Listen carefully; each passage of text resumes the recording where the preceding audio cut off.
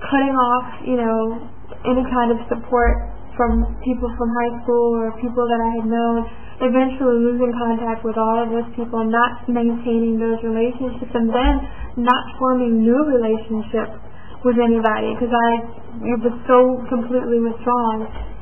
And still went to class.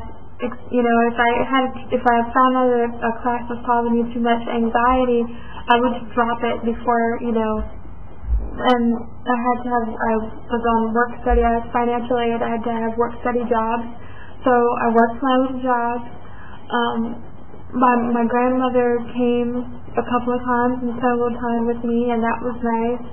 But it was just really difficult, and I was like a shell of the person that I was in high school. Wasn't the go-getter, the survivor that I had become.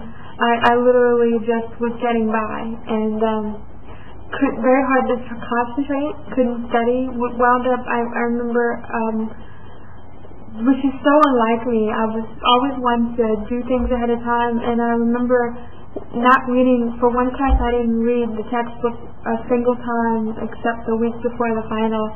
I found myself doing all-nighters, rereading the material, which was just so contrary to this person who graduated with, a 100 average, who had always been good in school and always done things ahead of time. I just struggled in those. I literally was a shell of the person that I was. And this all culminated with going back to contemplating suicide again. And what happened, the positive that happened out of that last really bad episode was, previous to that I kept thinking, well, maybe if I could fall in love, maybe if I could find someone and get married, because I already knew what I wanted to do for my career. I said, that will help me. I think that's just what's wrong. I'm just lonely, and I think I just need someone who understands me. But the good thing that came out of the last major episode was that I had always had these theories about, what was wrong. And I used to say, well, you're just lonely, and you just need to find someone who understands you and get married. And I already knew what I wanted to do for my career, and so that was set in my mind. And I thought, this is all you need. And what happened coming out of the last big episode that I had was I re-examined that. And I said, well, there's more to this than that. There's more to it than a career. There's more to it than a husband. There's got to be something else that can alleviate this emotional inner suffering that I don't even know where it's coming from and why. And I started actually after I received some treatment and went into therapy. They put me on medication, which I did not take. I stopped taking it. It made me feel horrible. It makes you sleep more than just a normal depression, and I just couldn't take it. I took it maybe 2 weeks and I stopped. At that point I had lost my appetite. I could not eat. And then the suicide ideation had gotten really bad, worse than before, because then it preoccupied my thoughts. Well, this is not going to get any better. I've got to get out of this suffering. I've got to. I don't know how, I don't know when, but something's got to give. So things had gotten really bad. And someone, one of the, here I am, just milling around campus. And, I had no roommate. The roommates that I originally started the year out with, kicked me out because I was so depressed, and I was just a miserable person to live with. It was very difficult for them to deal with me, especially, I had just gotten progressively worse, and people don't want to deal. and it's not lack of compassion, and they weren't horrible people. Listen, we're young people. We're there to go to school. We're there, we're there for a reason. And here's this person who is just out there, and you don't know what to do with them. So they did what was the right thing to do. So that basically, kind of put out of that apartment, and went on to live with someone else who also was, wasn't depressed, which worked out a little bit better because we didn't bother each other. She was in her room and I was in mine, and we were going through what we were going through. We didn't talk, and that was good for where we were both at. My point was, here you are, questioning your very existence, and you're just milling around campus, and nobody really knows. People are passing you every day and sitting next to you in lecture. And again, I always was the studious type. Even though I was struggling, I looked like I had it all together. So people would ask me for my notes and all kinds. I took really great notes. I might not have read the text, but I still took really good notes. And people were like, how did you use your notes? So here I am, literally at any moment thinking, oh, I want to die. And still the odd part is, but life is still going on around me, and I'm still having to be pulled into it in certain ways. So that's kind of funny when you think about it. But I met a roommate that I'd had over the summer.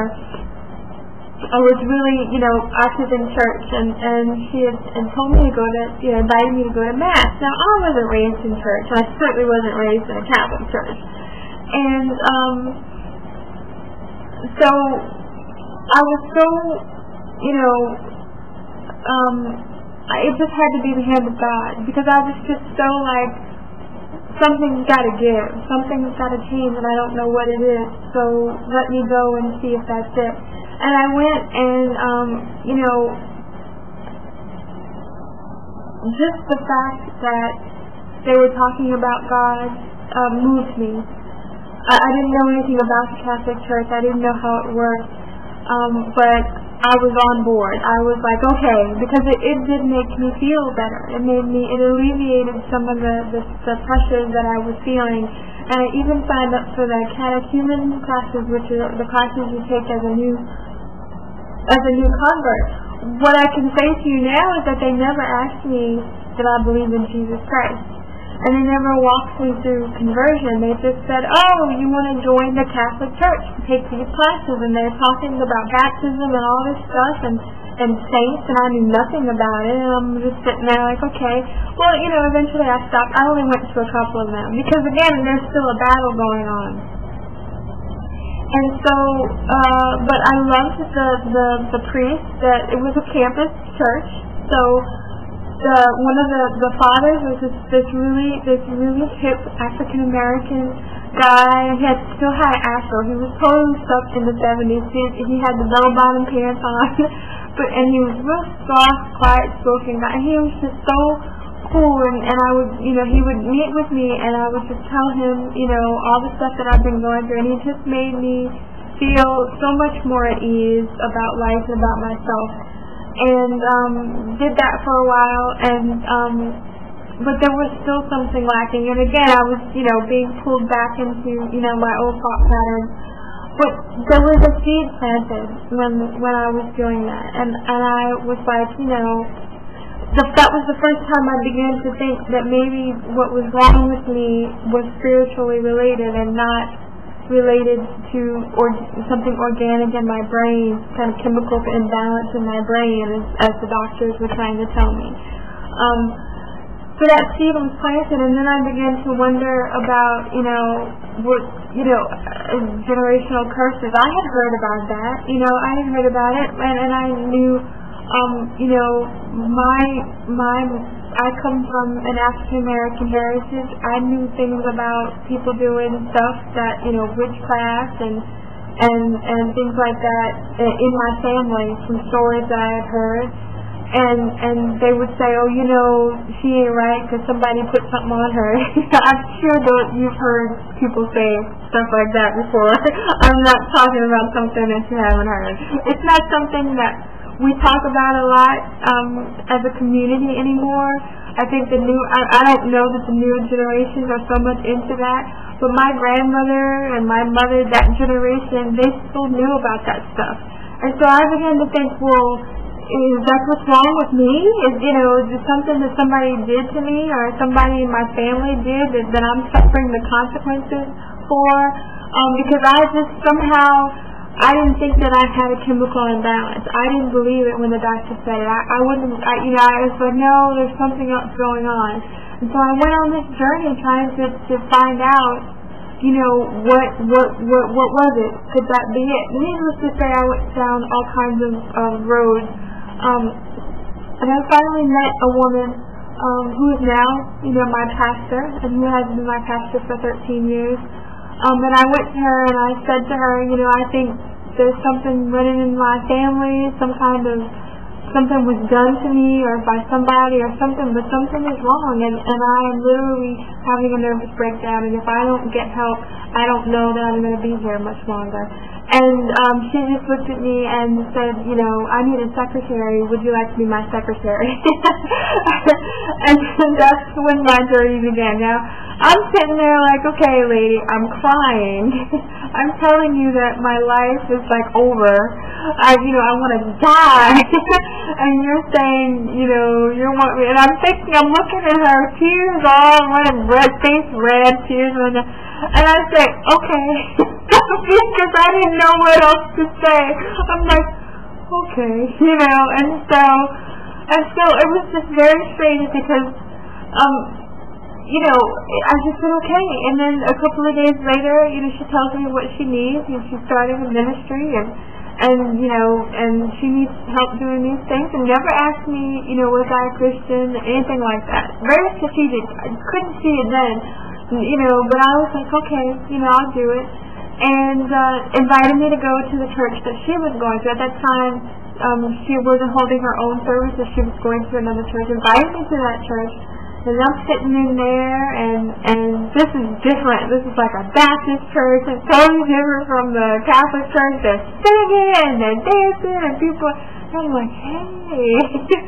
pretty cool, and I went maybe, I don't think it was the first time I went, I believe it was the second or the third time I went when they did the altar call, and that was it, it hit me, in fact I think I skipped a couple of times, but with the second or third time I went,